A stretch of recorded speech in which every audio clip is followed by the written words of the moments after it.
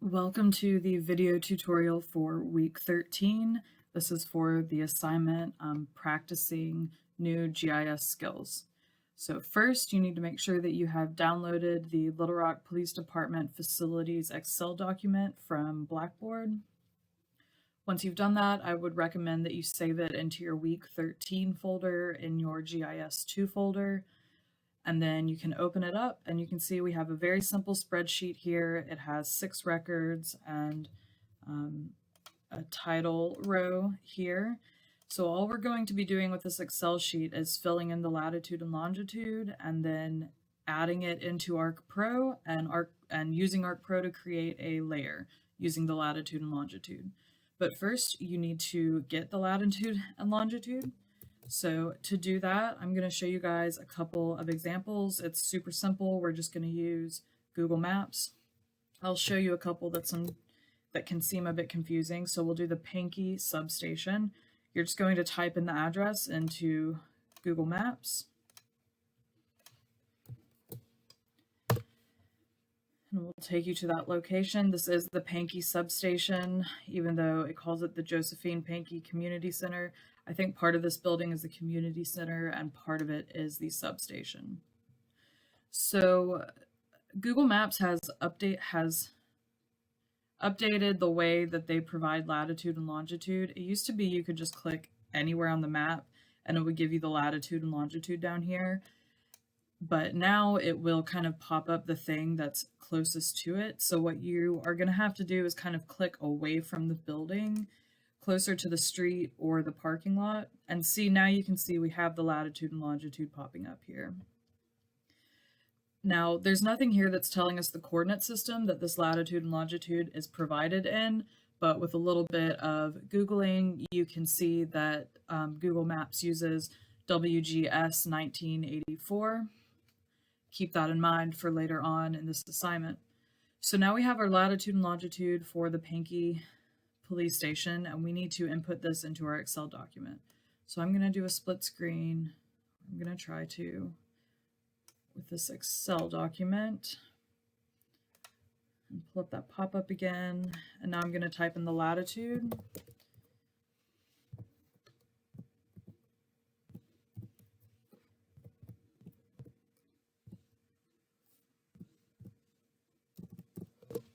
All right, so there's the latitude and longitude for the PAgis substation. You need to make sure of 2 things when you're inputting your latitude and longitude. First off, you need to have them in the right field. So latitude is going to be the number that is positive because we are in the northern hemisphere. And our latitude here in Little Rock, like, usually always starts with 34. And then longitude is always going to be a negative number because we are in the Western Hemisphere, which has negative longitude values, whereas the Eastern Hemisphere has positive longitude values. And again, Little Rock is always going to be in the negative 92 range. You need to make sure that you leave that negative in there, otherwise it is going to put your point somewhere incorrect when you bring this into ArcPro. Okay, I was going to do one more for you guys to see, the River Market kiosk, just because it's also in a little bit of an odd area. So again, I'm going to split screen and input that address. Okay, so the River Market Police Kiosk is not that. Okay, this is the River Market address, 400 President Clinton Avenue will take you to this building. This is the area with all the different restaurants that you can eat at. And the police kiosk is this building right here. Once again, if I click on it, it's not going to give me the latitude and longitude because I clicked too close to where it's identifying this marker at. So I'm going to kind of click out in the road and get that latitude and longitude. So 34.747, 486, and then negative 92.265, 665. All right, and now you guys just need to do that with all of the rest of these these 5 other police department locations, and then we will move on to the next step, which is adding this into ArcPro. Before I move on to adding this data set or this Excel shapefile into Pro, I just wanted to briefly show you guys where I got this CSV or Excel file from. I went to the City of Little Rock open data site, which is data.littlerock.gov, and I just searched around for Little Rock Police Department facilities. They do not provide their facility locations in shapefile format, and so I downloaded CSV for Excel. I'm not having you guys do this, and instead I provided you guys with an Excel document because the formatting in this Excel that you download is not great. Okay, now we are going to open up ArcPro and import our Excel file.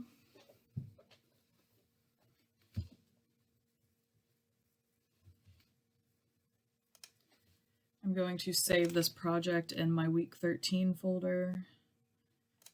It's already pointing to that. 13.1 tutorial.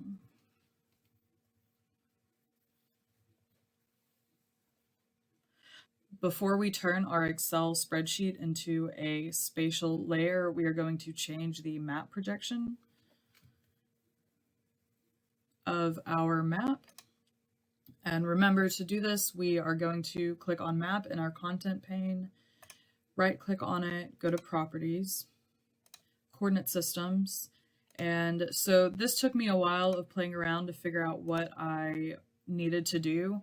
So if we don't have our coordinate systems set properly, then the police station locations are going to show up either in like Utah or Oklahoma or in the middle of the ocean.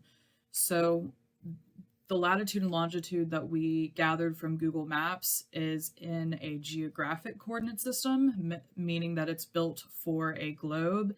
It is not in a projected coordinate system. So rather than having our map in a projected coordinate system, we're going to change it so that it is in a geographic coordinate system.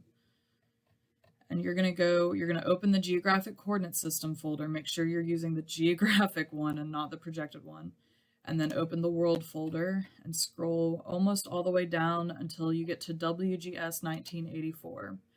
And click on that and then click OK, and it's going to reproject our map into the proper geographic coordinate system. Next, you should connect to the folder in which you saved your Excel file. I'm going to do that real quick.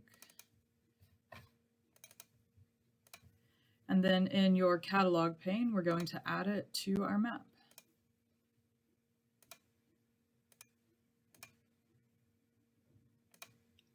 So you can see right here, I have 2 of these Excel documents. One of them is the one that I shared with you guys that does not have the latitude and longitude. And this other one is the one with the latitude and longitude.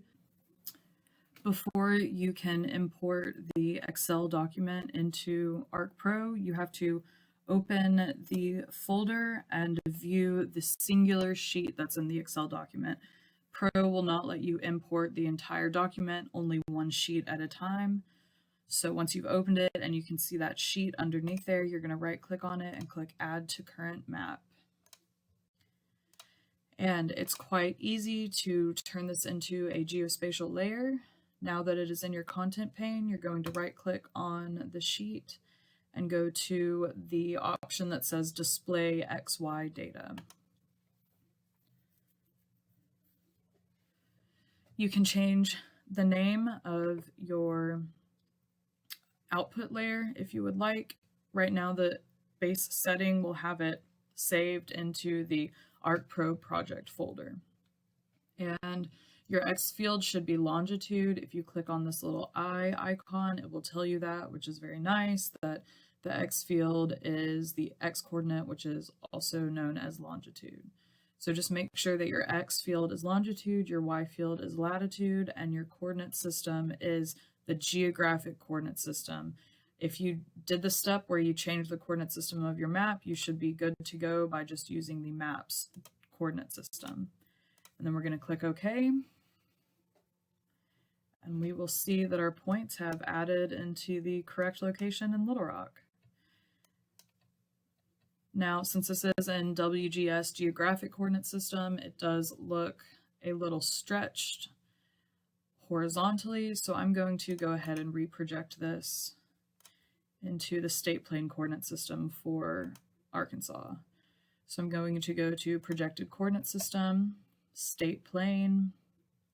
I'm going to choose NAD 1983, 2011 US feet. And in here we will have Arkansas North,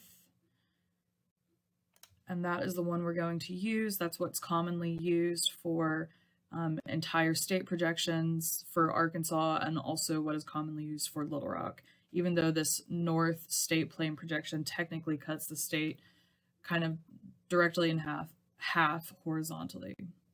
So once I've selected that, I'm going to click OK, and it will reproject both my base map and my new police department layer.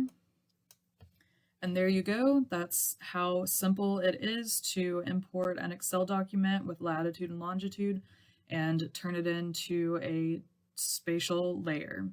So now you guys have learned a couple of ways to make geospatial layers from scratch. You can reference the base map in ArcPro and simply add points to a newly generated layer that you created in your catalog pane. Or you can import an Excel document and use the latitude and longitude to simply create that layer. Next, I'm going to walk you through changing symbology, uploading this to ArcGIS Online, and then modifying pop-ups.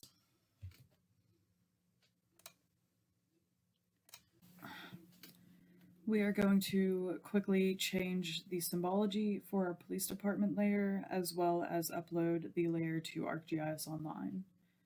So you can just click on the point, and then in our symbology pane under the gallery tab, we're going to type in police, and you can choose any of these first few options. I'm going to choose, maybe I like this icon point, since it's not very much that we're displaying on this map. Having a big icon, I think, is totally fine. I'm going to save that, and then in the content pane, I am going to right click on the layer that I want to upload to ArcGIS Online. So I right clicked on it, and now I'm going to go to sharing. And oh, I can't share as a web layer right now because I'm not signed in. So that's something everyone needs to double check. Sign into the GIS lab at UA Little Rock. Type in your username and your password.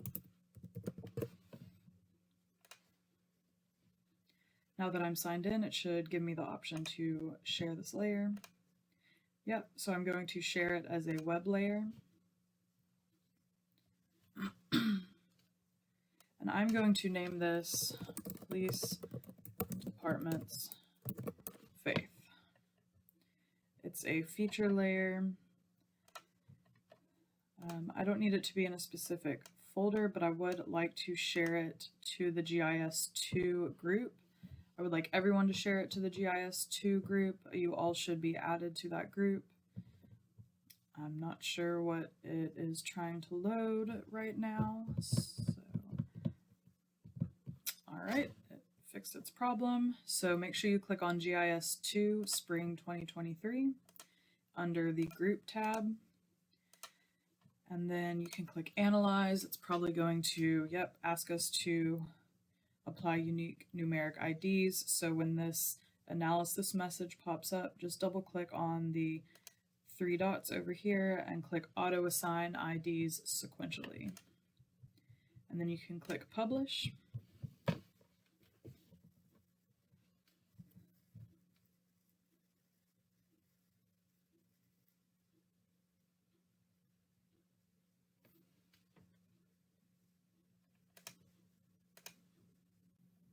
Now that the layer has successfully published to the web, I am going to save my project and then close it.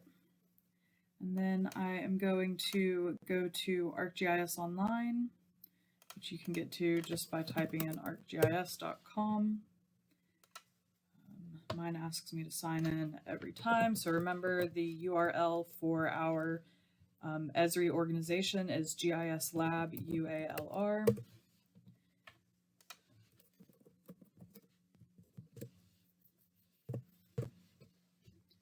And once you are in ArcGIS Online, you can go to Groups,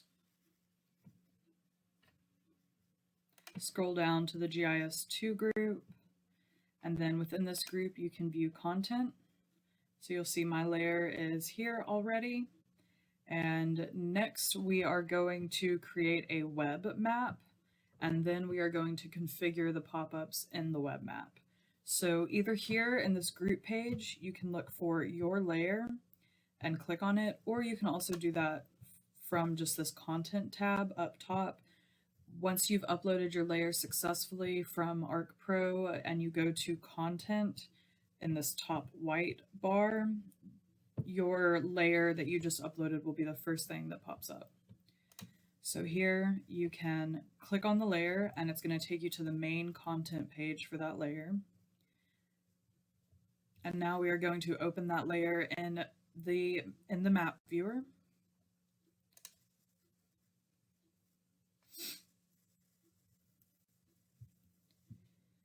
And before we do anything to this, we are going to save our map. We're going to save as release locations. And it should save in that group. Let's go and double check.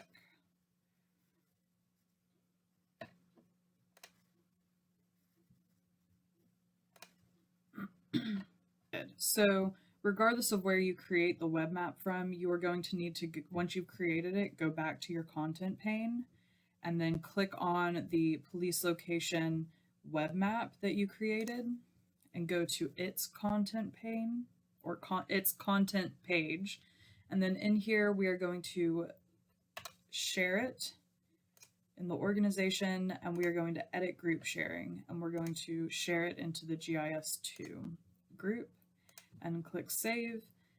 This way I will be able to see it and it will make it easy for me to grade your assignment. So now let's see it finally in the group, hopefully. Oops.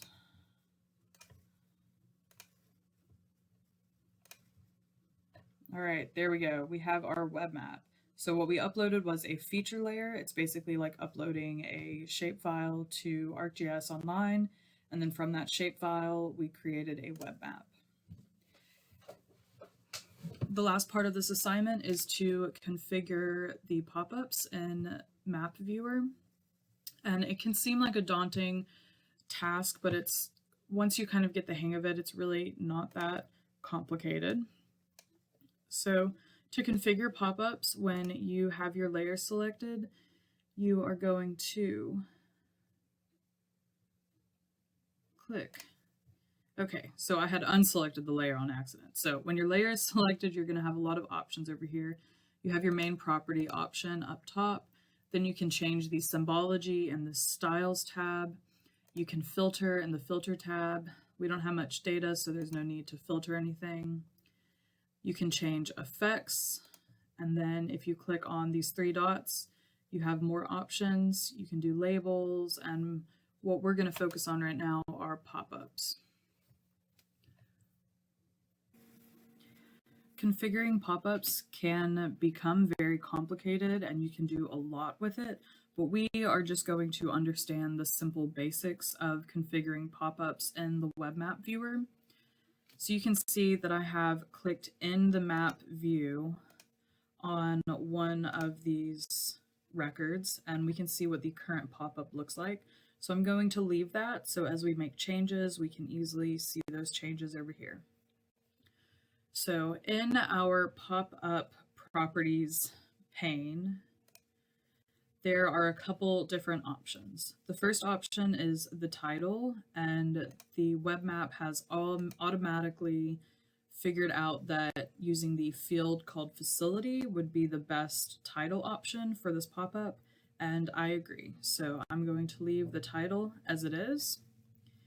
Next, I'm going to configure the fields list. First, you just need to click on it in order to expand it.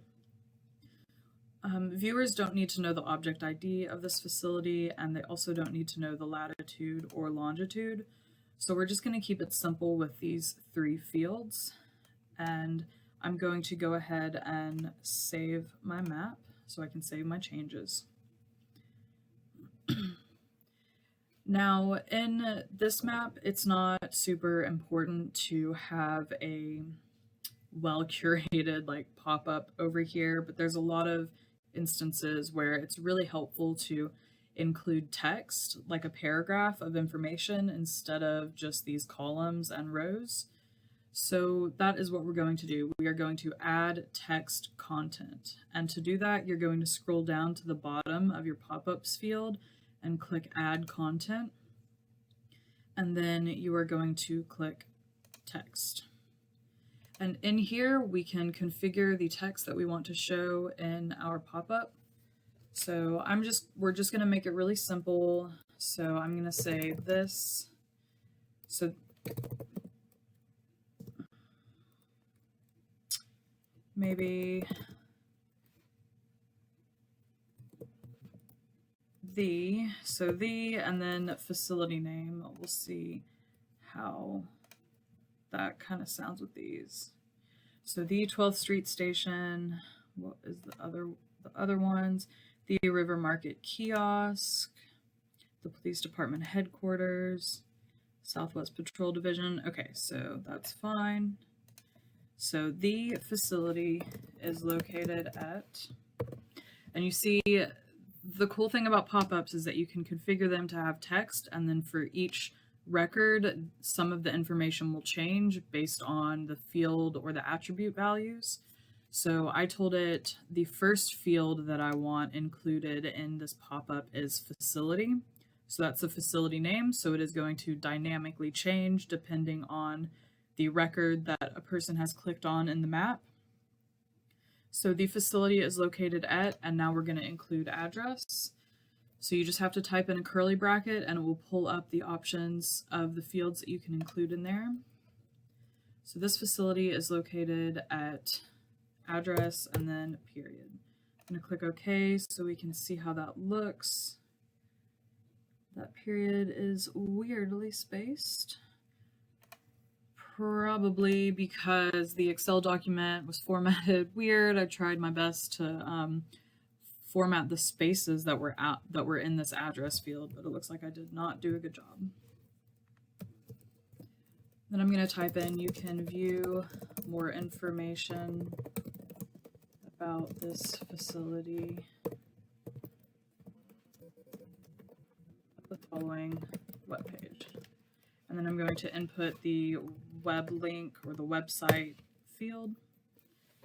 And I'm also going to underline that and change the color so that it looks like a hyperlink.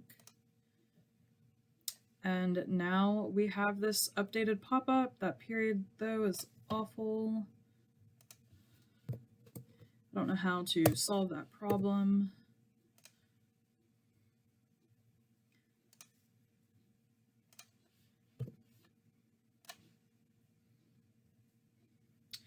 It's about as good as it's going to get for now. I'm going to go ahead and save my map. And next what I'm going to do is actually get rid of these other fields because we don't need these fields repeated in the text. So I'm just going to, in this fields list option of the pop-up configure, I'm going to exit out of facility, address, and website. That way it's not showing any fields at all. In fact, I can delete that entire fields list and it's going to delete that extra space. Now I am going to edit this so that the address is bold. And that looks okay to me. So that is the completion of this assignment. However, I do want to show you guys how complicated or how nuanced and kind of awesome pop-up configuration can be. So I'm going to sign out of my Euler ArcGIS account and sign into my PAgis account, and show you guys a map that I made a few weeks ago where I configured the pop-ups.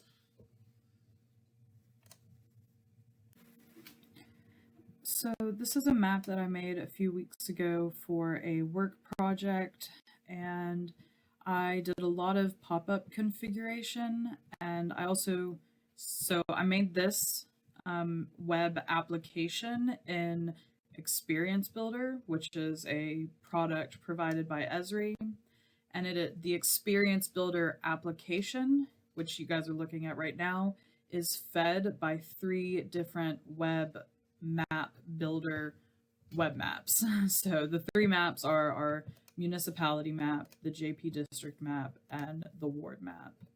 And so over here I have the city ward map pulled up, and I'm going to show you guys the pop-up options. So you can see that this looks a lot different than a pop-up that just is showing the table of fields and attribute values. So I completely got rid of the table showing fields and completely reworked the pop-up. I'm going to show you again over here. So when you're in this map and you click on a ward, this is more of a static pop-up over here. It's not actually serving as a true pop-up in the middle of the map, but whatever you click on, it will change in the static pop-up area over here. And I did design this for a bigger screen, so it's not displaying exactly the way I would like on my laptop screen. So just to show you guys, not to overwhelm you or anything, but the pop-up options are extensive. So over here, there's only 3 options that 3 main things that I used in the pop-up window. So I used the Add Content button to add a text field. And that is what we can see here. We can see this text field. And then I also told it, oh, no, I guess I did not tell it what title I wanted. I must have done that in the text field. So when I open up this text field, you can see that there are expressions here. So these field names are bolded and are in curly brackets, and those are just the field names that were in my layer that is feeding this web map. But I also had to create some expressions in order to get additional information. So the expressions, honestly, it's kind of silly that we have to use expressions to do something so simple, but what the expressions do are take this number that is originally displayed without a comma, and the expression adds a comma into that number. So I'm going to show you one of those expressions real quick. And I labeled all of them thousandths separator, and I needed the thousandths separator for a lot of our different fields, and so I just made a thousandths separator expression for every field that could need that. And I just Googled this to figure out how to do an arcade expression that will add a comma into numbers, and I found this expression. So the expression is just text, open bracket, then you type in the $ feature, and when you do that, it will pull up a list of your fields that you can add in here. And I added my single family count field. And then this red part here is what tells the expression how you want the number to look. So I'm telling it that I want the number to use a comma after the first 3 digits. I don't have anything in the millions, so I did not need to go out any further than that to tell it to use 2 commas. So pretty simple once you get the hang of it. And once I did that, once I had all of these expressions named out, I just added them into my text field as expression 3, expression 4, all the expressions that were necessary to add those commas into our numbers. So I'm not trying to overwhelm you guys with this. I just wanted to show you that there's a lot that you can do with the pop-up options, and it can be quite fun to play around with. And hopefully some of you guys choose to play around with pop-ups for your final project. Thank you so much for watching this video tutorial. I hope it helped you guys, and I hope you have fun with this assignment.